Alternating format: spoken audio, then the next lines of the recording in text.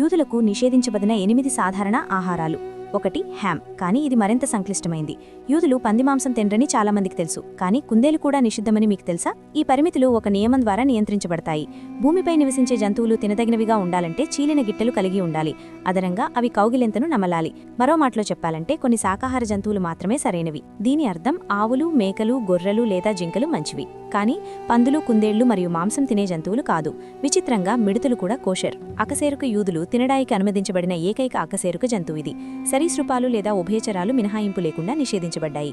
డెక్క నియంత్రణ పౌల్ట్రీకి వర్తించదు. వేటాడే పక్షులు తప్ప అన్ని పక్షులు కోషర్, కానీ వేటాడే పక్షులను సాధారణంగా ఎక్కడా తినరు.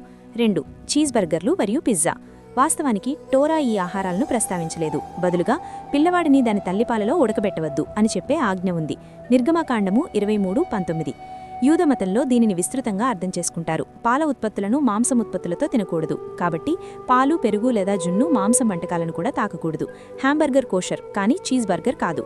యూదుల వంటశాలల్లో ఎల్లప్పుడూ మాంసం మరియు పాల ఉత్పత్తుల కోసం ప్రత్యేక వంట సామాను ఉంటుంది. మీరు ఒకే కత్తితో జున్ను మరియు సలామీని కూడా కత్తిరించలేరు. కొంతమంది యూదులు దానిని ఒక అడుగు ముందుకు వేస్తారు. వారు తమ కడుపులో 2 రకాల ఆహారాన్ని కలపకుండా ఉంటారు. ఉదాహరణకు చికెన్ తిన్న తర్వాత పాలు తాగడానికి వారు 6 గంటలు వేచి ఉంటారు. 3. ఎండ్రకాయలు, రొయ్యలు, స్కాలప్స్ మరియు ఇతర సముద్రాహారం. ప్రాథమికంగా చేపలు తప్ప మిగతావన్నీ ట్రీఫ్, నాన్ కోషర్. లెవిటికస్ బుక్ ఇలా చెబుతోంది: సముద్రాలలో లేదా నదులలో రెక్కలు మరియు పొలుసులు ఉన్న నీటిలో ఉన్న ప్రతిదీ మీరు తినవచ్చు. కాబట్టి యూదులు చేపలను మాత్రమే తినవచ్చు, కానీ అన్ని చేపలను తినకూడదు. క్యాట్ఫిష్, స్టర్జన్, మార్లిన్, షార్క్ ఇవన్నీ నిషిద్ధం. Shark fin soup, liver, jellied eels వేరే చోట రుచికరమైనవి కావచ్చు, కానీ ఇజ్రాయెల్లో కాదు. 4. చిన్న చెట్టు నుండి ఏదైనా పండు. ఇది లేవియా కాండం నుండి మరొక నిర్దిష్ట నియమం. నాటిన మొదటి 3 సంవత్సరాలలో చెట్టు నుండి పండ్లు తినకూడదు. ఇది ద్రాక్ష మరియు వాటి నుండి ఉత్పత్తి చేయబడిన వైన్కు కూడా వర్తిస్తుంది. 5. యూదులు కానివారు కాల్చిన రొట్టె. ఈ నియమం రబ్బీలకు సంబంధించింది, అంటే ఇది లేఖనం నుండి రాలేదు. ఇది మొదట అంతర్వివాహాలను నిరోధించడానికి ప్రవేశపెట్టబడింది. రొట్టె ఒక ప్రధాన ఆహారం మరియు అందువల్ల తప్పించుకోలేంది. కాబట్టి అన్యుల భార్యను వివాహం చేసుకోవడం అంటే దానిని లేకుండా చేయడం.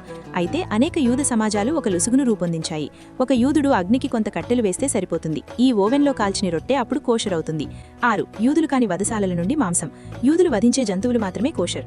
యూదుల ఆహార చట్టాలు క్యారియన్ తినడాన్ని నిషేధిస్తాయి. యూదమతం రోడ్కిల్ మరియు గేమ్ మాంసం మధ్య ఎటువంటి తేడాను చూపించదు. దానిని సరిగ్గా వధించకపోతే అది ట్రీఫ్. 7. ఉతకని పాలకూర. వాస్తవానికి అన్ని ఉతకని ఆకుకూరలు నిషిద్ధమే. ఇది పరిశుభ్రత లేదా ఆరోగ్యం గురించి కాదు. యూదమతం కీటకాల వినియోగాన్ని పాపంగా భావిస్తుంది. లెట్యూస్, ఆర్టిచోకులు మరియు ఇలాంటి కూరగాయలు సురక్షితం కాదు. అనుకోకుండా ఒక చిన్న అఫిడ్ను తినే ప్రమాదం ఎప్పుడూ ఉంటుంది. దీనిని నివారించడానికి ఆకుకూరలను ఎల్లప్పుడూ ఆకులుగా వేరు చేస్తారు. ప్రతి ఆకును జాగ్రత్తగా తనిఖీ చేసి శుభ్రం చేస్తారు.